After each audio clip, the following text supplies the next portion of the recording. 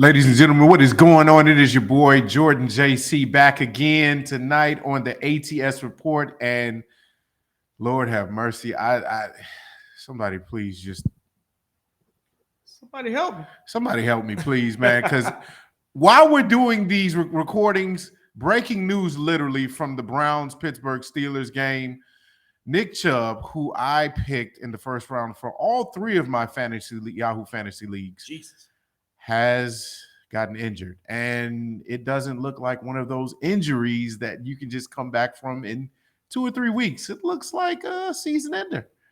He's going to be sitting right next to Aaron Rodgers, it looks like.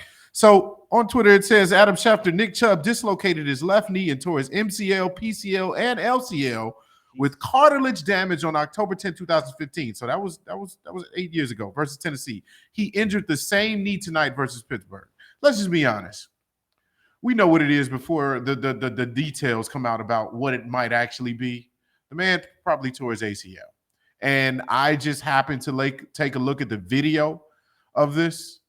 All I needed was 4 seconds. He got rolled over. His leg didn't come with the body movement as he got rolled over. And that leg looks like a chicken wing.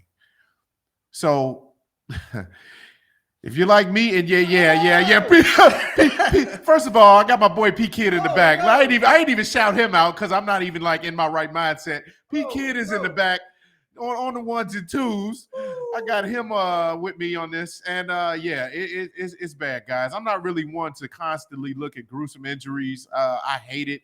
All the way dating back when I was at the movies, I think, and Paul George got that horrible foot injury where his bone stuck out because his stanchion was so doggone close in the Olympics. But man, yeah, this is a bad one. This is a bad one, and he's going to be out. Let's just call it what it is. So now the real question is, where do the Cleveland Browns go from here? Because they already got rid of Kareem Hunt. They're going to have to rely on someone else. Nick Chubb was a pivotal part of their offense, whether it be running, whether it be pass catching from the backfield. And I'm looking at P.Kidd's face, and he's still nasty. It's just, okay, if y'all see the video, man, I salute you because I can only watch it once. It's the different angles. Oh, see, I didn't see the angles, and that's the thing. I'm not going to watch it. I only saw the part where it looked as if it rolled over. So maybe I didn't even see the worst of it. But I'm good. I'm good. All I need to know is that he's out, and that sucks for me in reality and fantasy because you want the best players to play. So shout out to Nick Chubb. Hopefully he recovers from that, even though it's only been about 10, 20 minutes since it happened. We're going to see how the Cleveland Browns recover from that. Obviously, you still got Deshaun on the team as the quarterback. You still got, Amari Cooper. You got a good team, but Nick Chubb is the focal point of that offense. And so what do you think, PK, man? I don't know what to think right now. The one thing I'll say is it sucks because this is a Browns team that was constructed for them to actually make noise. They were, poised to be a dual threat. Deshaun Watson, Nick Chubb, things of that nature. So their aspirations to dominate the way I think they can have taken a hit. But I will say this: it's not even about that. I really just wish for a speedy recovery. That is a gruesome injury. That is a gruesome injury. And so when you really look at that he's not coming back this season. If he comes back this season, my man is a freak of nature. So the one thing I just hope for a speedy recovery. I hope that this is not a career-ending injury for him. Jesus, I just wish him the best, and so I just want to be sensitive to that. I know we all have our fantasy teams and stuff like that, but ultimately, this is a human being at the same time. First and foremost, is a human being. So I just want to wish him a speedy recovery and prayers to him and his family for that. You know what? I agree with that because as I'm sitting here and I'm kind of like just thinking about my fantasy team, that is actually the more important thing, obviously, is the reality of the situation is now he has a long road to recovery. And we've seen that with a lot of players in the league. So, again, this goes back to the question overall of should the preseason be more important for these players to kind of ramp up and get things going where their body is adept and actually used to the playing instead of sitting out these games, even though they're against vanilla defenses and you're not really doing the calling the best plays and things of that nature. You're kind of going through the motions. Are they still important to the point where these guys aren't getting injured in week 2 and week 1, the stars of the team? Well, I don't know if this is one of those things you can sit there and pin on this injury. I know you were big on not watching it.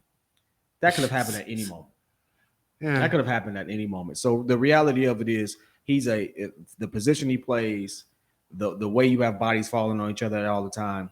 It's just a very unfortunate situation, but it could have happened. I'm surprised stuff like this doesn't happen more, considering the type of hits that they take, especially at the legs and stuff like that. So I think that this is one of those things where they are probably put.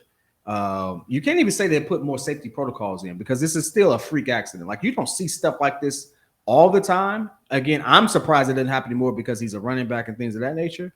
But at the end of the day, it's like, So I think it's probably going to be one of those things where they talk about the safety of the game and make changes for that. If you start seeing some more stuff like this happen, not necessarily take away preseason, if any change is going to come. But I don't know anything, Yeah, and to that point, that's a good point, because we've seen players who have maliciously gone out and their job was to really hurt you. Like, we know the game of football is a violent sport already, because the idea is to stop them from scoring by tackling them and pursuing the person with the ball. So when you look at this play, it's not like somebody just tried to roll over or do anything malicious or anything. It was just a freak accident. Even like going back to what Aaron Rodgers went through when former Chicago Bears, what's his name, Floyd, kind of rolled him over a little bit. Those are it's like the movement plays where your body just goes in a certain direction, and just naturally, if your foot gets stuck under there, man, you just pray that it doesn't go a different way.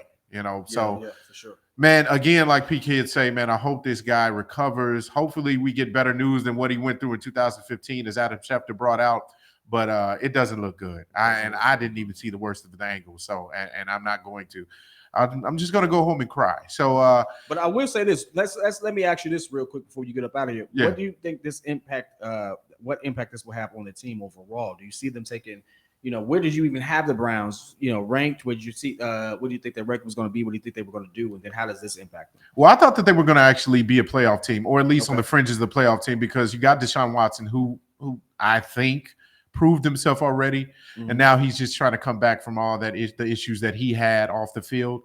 And so I think mentally he probably is back into the game and back into the swing of things. And so I think that Deshaun Watson would have taken this team as far as possible, at least being a like I said, fringe playoff contender.